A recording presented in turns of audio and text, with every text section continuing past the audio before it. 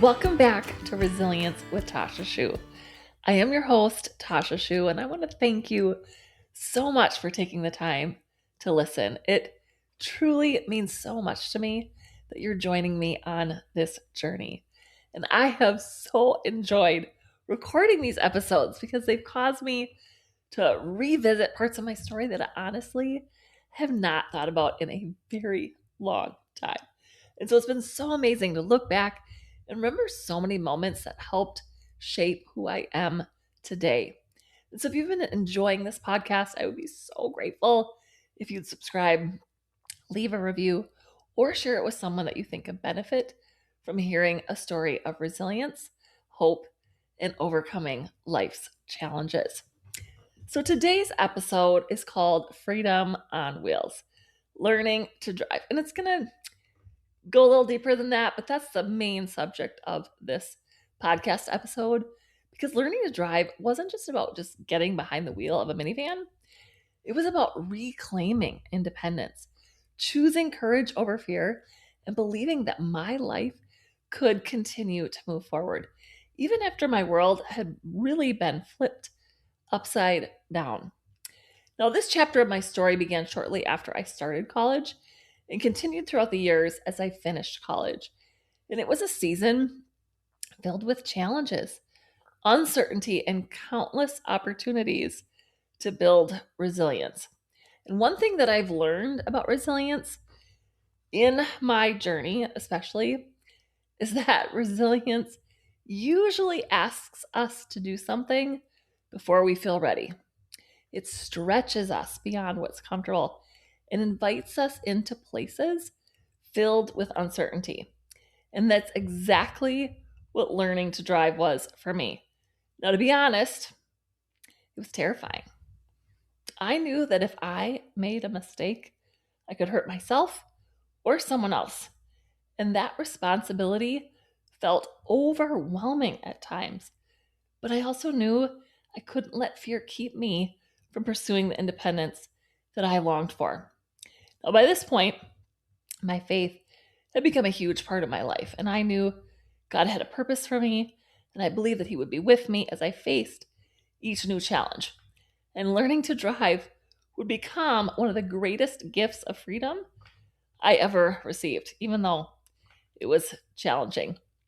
So today, I want to take you back to the beginning of that journey. So this episode is called Freedom on Wheels, Learning to Drive. Now, I remember being in the ICU during one of my first care conferences after the accident. And these care conferences they usually had without me, but I had finally begged them to have one care conference with me. So my family was gathered around my hospital bed as my entire team of doctors talked about my care and what they believed my future would look like. I was still on a ventilator and I couldn't speak, so all I could do was listen. And I felt so overwhelmed and almost claustrophobic with all the negative things that they were saying about my future. But then Dr. C said something that completely caught me off guard. He was like, she'll be able to drive. I remember thinking, wait, I thought you said it was going to be in a wheelchair. People in wheelchairs can't drive. How would that even work? Now, of course, I couldn't ask those questions out loud because I couldn't speak being on the ventilator. But I never, ever forgot that moment. And in many ways, I held onto those words long before they ever seemed possible. As soon as I arrived at rehab, I started asking about driving. The therapist would smile and they'd remind me that I had a long way to go first. I needed to regain as much strength as possible because driving with hand controls requires endurance. Steering, accelerating, and braking would all depend on my arms. And at that point, my arms were still incredibly weak, especially after the coma that I was in for those 8 days and lost so much muscle and so much strength. I don't know if you remember, but I lost 50 pounds of weight. So I was just skin and bone. So I had a lot that I needed to gain back. And after I moved home from the hospital, I continued looking into what it would take to drive. During my senior year of high school, we purchased a minivan that could eventually be modified for me to drive. That was really the first step, was getting the van. And I remember telling a couple of my friends that I was going to learn how to drive that minivan. And the look on their faces said said it all. They looked at me like I was crazy. They're like, "Sure, Tasha. We'll believe it when we see it." And honestly, I couldn't explain to them how it was going to work because I didn't fully understand it myself.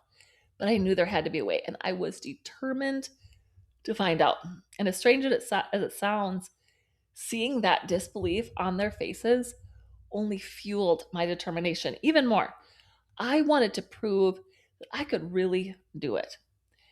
Now, one thing I didn't know was that there are specialists who come out and evaluate exactly what type of accommodations you'll need, the driving equipment, accessibility that you'll need. And so I had that evaluation, and after that, they discovered that traditional hand controls were not going to work for me because those hand controls are mechanically connected to the gas and brake and require more arm strength than I would ever have. Because with those type of hand controls, you are physically pushing the gas and the brake pedals. And my arms have always been the weakest part of my body, even before my accident. So these hand controls would not physically be an option for me. So instead, what would work for me is that I would need electronic hand controls. Now, electronic hand controls use electronic signals instead of being mechanically connected to the gas and brake pedals. So what that meant is they required much less physical strength to accelerate and brake, making it possible for me to drive without exhausting my arms so quickly. And they were really the only way driving would ever become a possibility for me. And that was wonderful news until we found out the cost. The electronic hand controls alone were about $20,000. Now, on a side note, today, anybody listening, I want you to know today the hand controls are $100,000. And I'll share more about that in a future episode, but I didn't want to leave that detail out because if someone was listening, they're like, where do you get hand controls for $20,000? That was back then, not today. But the worst part about the hand controls being so expensive was that was just a small part of the vehicle. I mean, there's the cost of the van itself, the wheelchair ramp, the lowered floor, the wheelchair lockdown system, and all of the other modifications needed to make it accessible for me and my disability. Now, thankfully, there was a program, the Department of Vocational Rehabilitation, that is a program designed to help people with disabilities prepare for employment and enter the workforce. Since driving would allow me to get to college, eventually get to work, and become independent, they helped pay for those electronic hand controls. Now, without that assistance, I'm not sure if driving would have ever really become a reality. That was really, really, really helpful. And I was so grateful for the program like that. But having the equipment wasn't enough. I still had to be physically strong enough to use it. So throughout my entire senior year of high school, I spent countless hours on this arm bike where I was just going back and forth on my arm bike, building endurance and strengthening my arms. And Barb, my OT, she would ask me to do this arm bike when I was on the rehab unit. And every time she would bring it up, I would start crying. Like, I hated that thing. But now I was serious about driving and I was willing to go the extra mile to get my independence back. Because honestly, I wasn't just exercising to get stronger, I was training for freedom. But this whole process took so much patience. I mean, patience. That was difficult because I wanted my freedom. I wanted my independence. And the biggest delays weren't the hand controls themselves. It was waiting for the DVR payment of the hand controls. Government stuff like that never happens fast. And then also waiting for an opening in the driving program. So there was a long wait to get into the Courage Center driving program. It was in the Twin Cities, which was the only program around me. So it was my only option, and it had quite a wait list. But finally, in October of my freshman year of college, after what felt like forever, the day had finally arrived. I was about to have my very first driving lesson.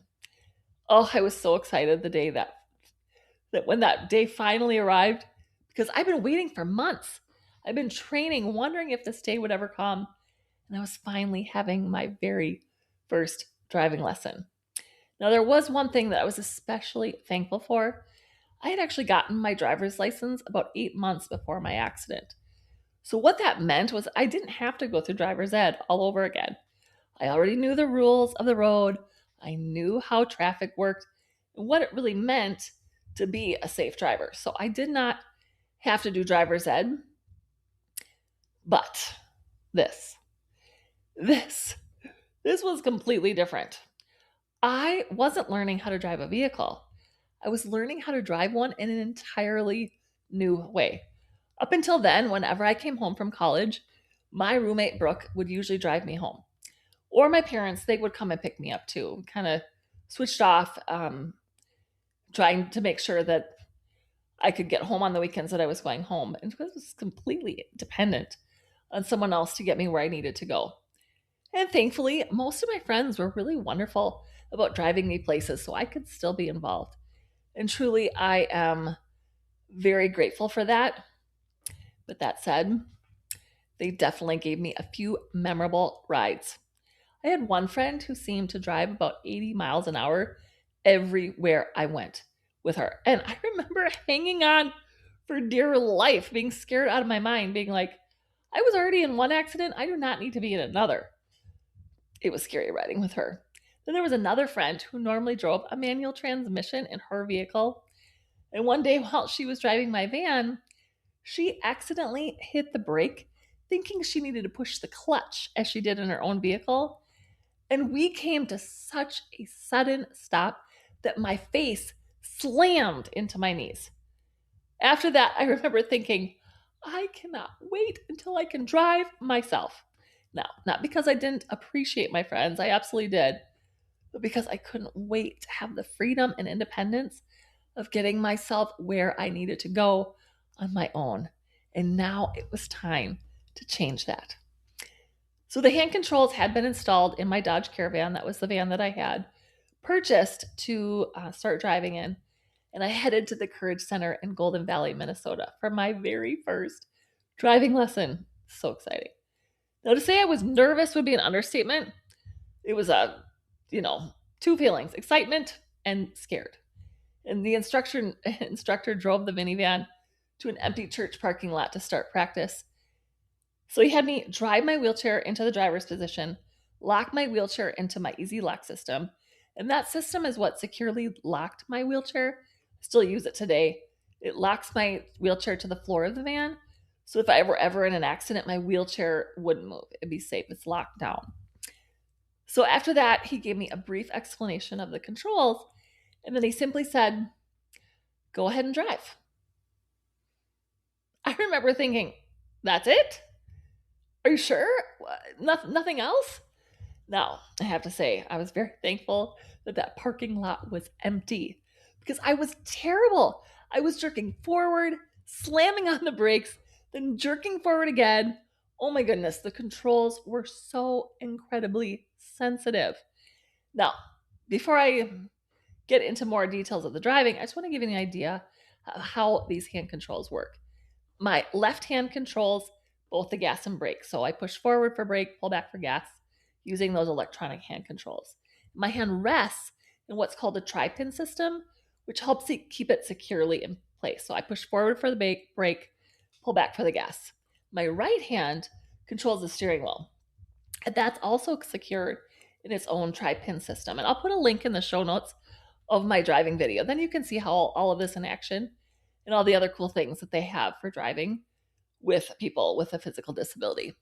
But the steering itself had also been specially modified. My steering system had been sent to a company out on the East Coast where they converted it to what is called zero resistance steering. They removed almost all of the effort needed to turn the wheel, so it was easier for me to steer. Now, while that made the steering better for me, it also made it incredibly touchy. The slightest movement would send the van in a different direction, and I felt completely out of control as I continued to jerk around while trying to learn. Now, after we spent a little bit of time driving around the parking lot, which was not very long, maybe 20, 30 minutes at the most. My instructor looked at me and said, "Okay, we're going to now head out on the streets." I looked at him and I'm like, "I'm not ready. I'm terrified." I mean, but because the lessons were limited, I only had 2 driving lessons through the Courage Center, and he knew that we had to keep moving forward. So somehow I survived, but it was bad. I felt so out of control, and it was quite miraculous that I was able to get us back safely to the Courage Center. Now, when I got back to my parents' house that evening, I had stayed there because the Courage Center was about an hour from home, and I had missed college classes that day, and Winona was another hour and a half direction the opposite way. So I immediately started telling my dad how hard it was, and I was hoping for sympathy. Instead, he looked at me and he said, "Let's go." We got right back into the van and headed out for some quiet country roads, and we were out there for a long time. There were so many moments where I wanted to cry, moments where I was convinced that I was going to hurt someone. I mean, I'm pretty sure I was already giving my dad whiplash, so he was probably my first victim. But there were so many moments of overwhelm when I wondered if I would ever get the hang of it. But thankfully, my dad, he never doubted me. He was just so determined that I was going to figure it out. He was like, "Tasha, try it again. Tasha, try it again." And then we actually went on the highway to get home. And I was driving so slow because I was so afraid that I wouldn't be able to stop, that some elderly women were passing me. And it was so funny. My dad was like, "Tasha, you need to speed it up." But I was so afraid that I wouldn't be able to stop. And so learning the EMC electronic hand controls was one of the hardest things I had ever done. But little by little, mile by mile, I started getting the hang of it. Now, this wasn't the only time that we went out and practice. We actually went out to country roads quite frequently to help get me more accustomed to everything and get used to it. But as I became more comfortable behind the wheel, the people who believed in me kept encouraging me really just to stretch a little farther. Whether it was my dad, whether it was my friend Brooke, or occasionally my mom, they would ride with me on the drive back to college and have me drive just a little more each time. At first, I drove the first quarter of the trip. Then I drove halfway. Then 3/4 of the way. Until one day, I drove the entire way back to Winona by myself. I cannot even describe the freedom that that gave me. It was such a celebratory moment to have accomplished this. I mean, for the first time since my accident, I didn't have to depend on someone else's schedule to get where I needed to go. I could decide where I wanted to go and simply go. It was a freedom I had dreamt about since the day in the ICU when Dr. C first said I would someday drive. Now, of course, becoming an independent driver also meant I could finally give my friends rides instead of always being the passenger. And that's where one of my favorite driving memories begins. Now, one evening, I decided to drive my roommate Brooke and our 2 neighbors, Brian and Forrest, to the movie theater. And thankfully, the movie theater was only about a mile away from our apartment. And I don't remember the movie that we saw, but I do remember on the way home, we were all in full conversation about the movie. And Brooke, she had really been one of my biggest encouragers while I was learning to drive. And as we were talking on the way back, I was obviously in the driver's spot, she was in the passenger side. She's like, "Okay, Tasha, 2 stoplights are coming up. If the first one is green, you'll probably want to slow down because the second one will likely turn yellow." She knew that stopping for me was not always easy. It was probably my biggest struggle. But the problem was, I didn't really hear the second half of what she said as I was listening to Brian and Forrest, our neighbors, Brian and Forrest, share about their thoughts on the movie. And as we approached the second stoplight, it turned yellow, and I panicked. I was so afraid I wouldn't be able to stop in time that I just kept going. But by the time I went through the intersection, the light had already turned red and had been red for at least a couple seconds. I had definitely just run a red light.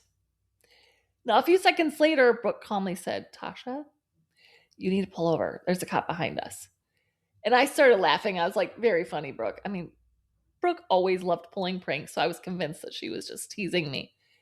And then she looked at me again and she's like, no, Tasha, I'm serious. You need to pull over. And it was here I looked in my rearview mirror.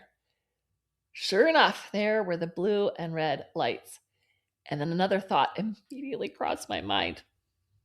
I have no idea how to pull over. My instructor had never taught me that part during my driving lesson.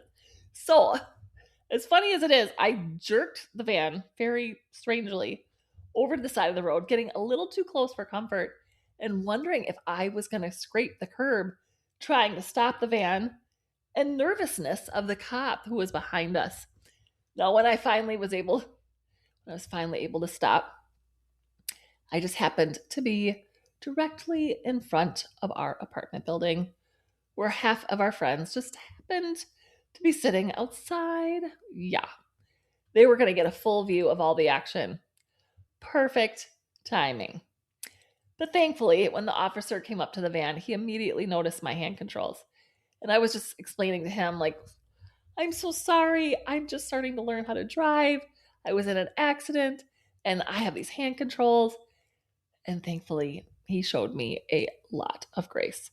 This was my first time getting pulled over, and so he just let me off with just a warning. But I will tell you, it gave Brooke, Brian, Forrest, and just about everyone sitting outside our apartment a story that they never let me forget. Now, I love that story. Now you might be wondering, how did all the other functions of my van work? I mean, how do I use my blinkers or turn on my headlights? Or what about the windshield wipers, cruise control, or even the horn? Well, the answer was an incredible piece of technology called the Avit Digitone system. And all of the controls I needed while driving were built right into that tri-pin system where my left hand rested to control the gas and brake. So without ever taking my hand off of the controls, I could simply rotate my hand to the left and the system would begin beeping. There were 8 different beeps and each one had its own tone, almost like the do re mi scale. Well, it was the do re mi scale. And so the first beep controlled the left blinker. The second beep was my right blinker. The third beep turned on my windshield wipers.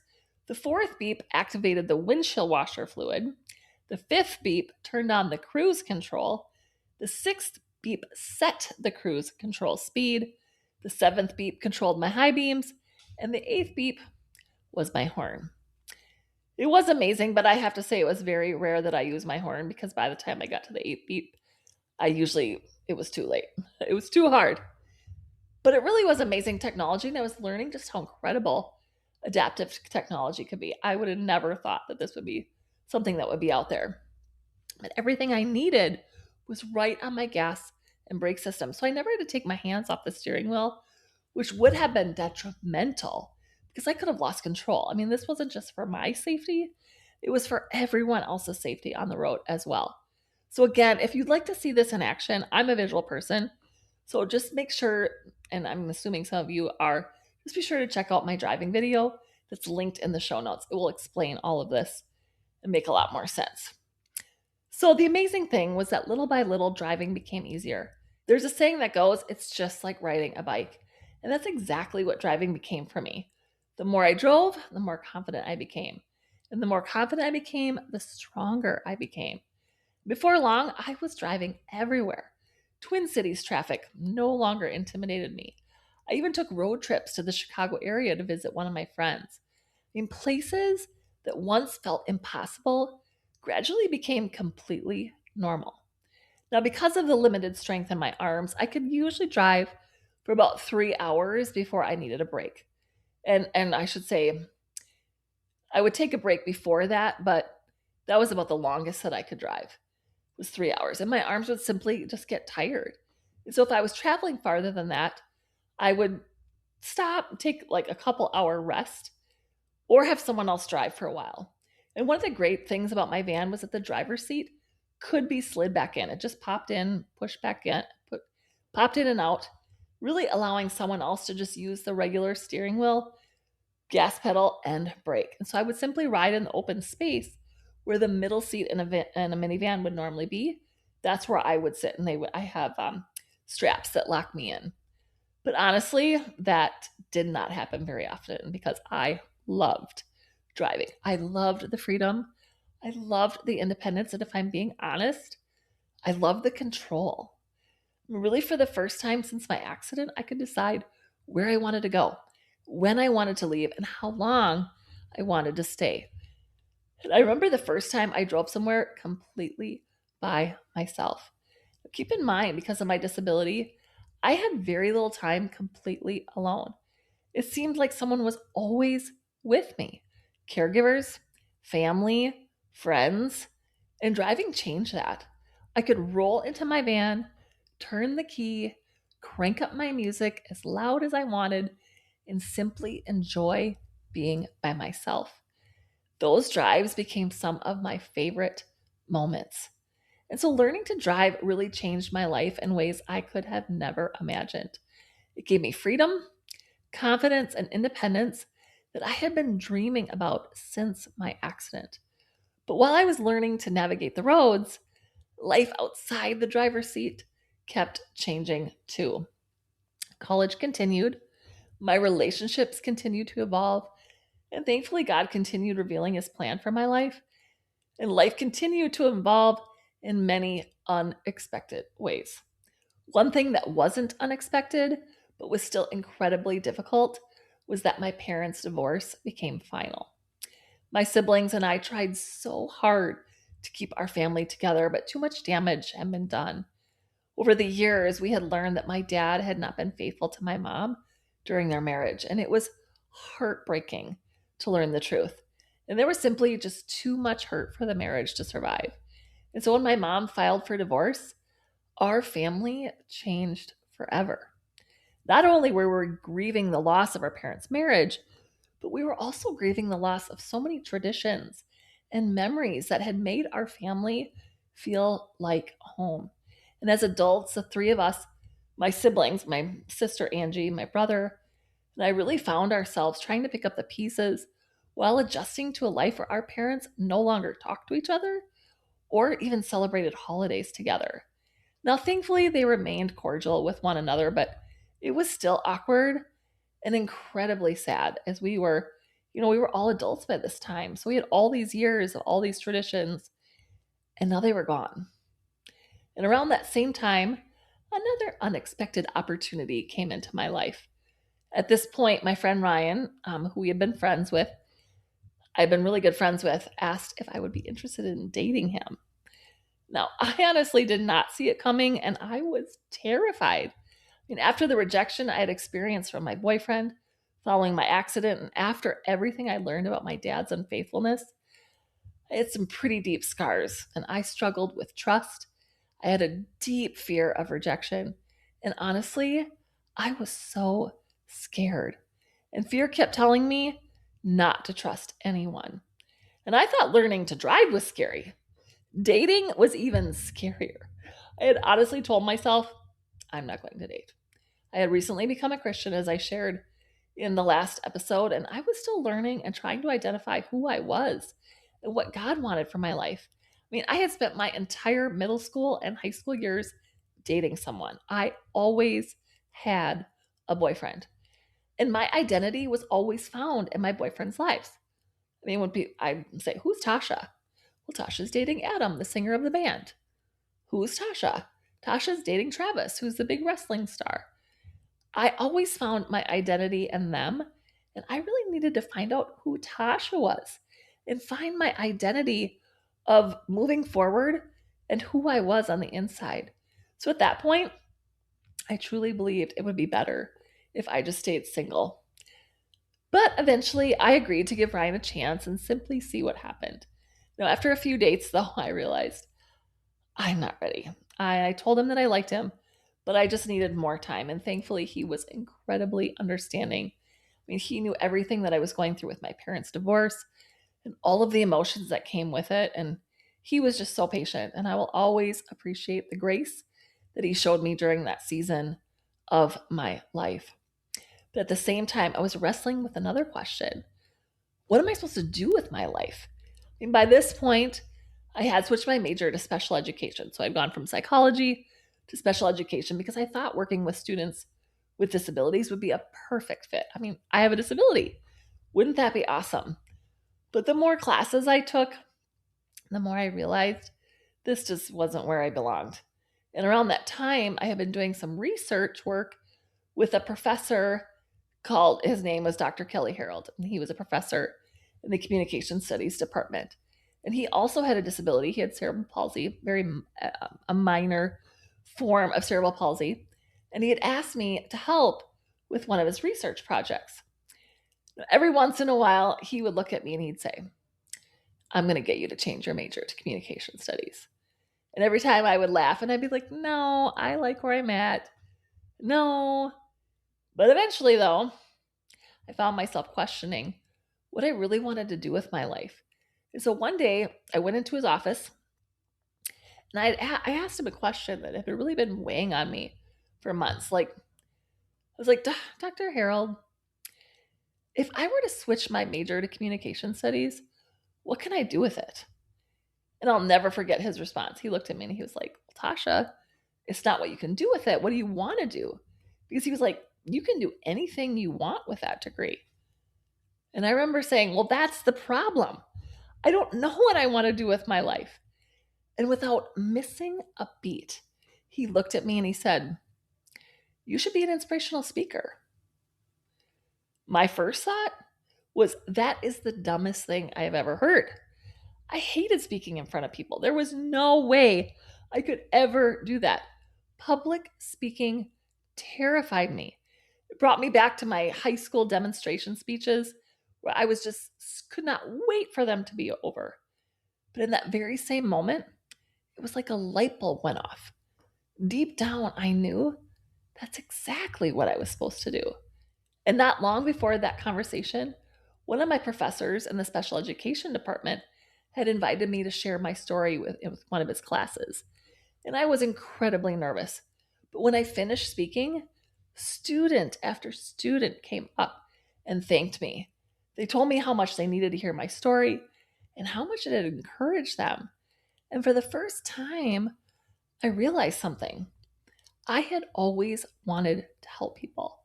And somehow, by simply sharing my story, I had.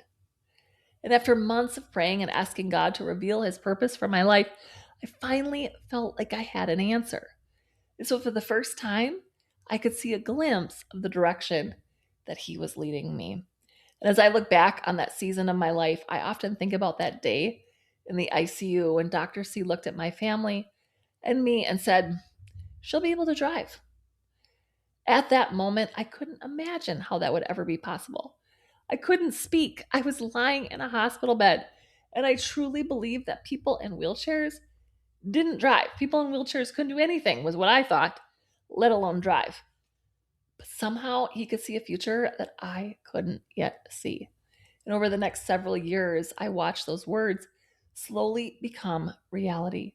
It didn't happen overnight. It took hard work, long hours, patient people who believed in me, and countless moments when I wanted to quit. But little by little, what once seemed impossible became part of my everyday life. And looking back now, I realized that learning to drive wasn't the end of my story. It was the beginning of a brand new chapter. It gave me a glimpse that maybe my future wasn't going to look the way I once had imagined, but that didn't mean it couldn't still be meaningful. And so I still had a lot of questions. I was still trying to figure out what my future would look like. And I certainly had no idea all the ways that God would continue shaping my life in the years ahead. But I was beginning to see that sometimes we don't need all of the answers before we keep moving forward. Sometimes we simply just need enough hope to believe that there's more of the story still waiting to be written. So I want to thank you so much for joining me for this episode of Resilience with Tasha Schuh. If you have been enjoying this journey, I would be so grateful if you would subscribe to the podcast and share it with someone who could use a little encouragement some hope. Maybe you have a friend that's really struggling, or maybe you have a friend that has a physical disability. Please share this with them. I would love for you to share that and spread the word of this podcast. And if you'd like to see my driving video that I talked about today, don't forget to check out the link in the show notes. So, next time, I'm going to share what happened after I discovered my purpose. I'll take you through changing my major to communication studies, learning to love public speaking, the miracle of discovering that I could still sing after being told that I never would, and why I decided to earn a second bachelor's degree as God continued preparing me for the life He had planned all along.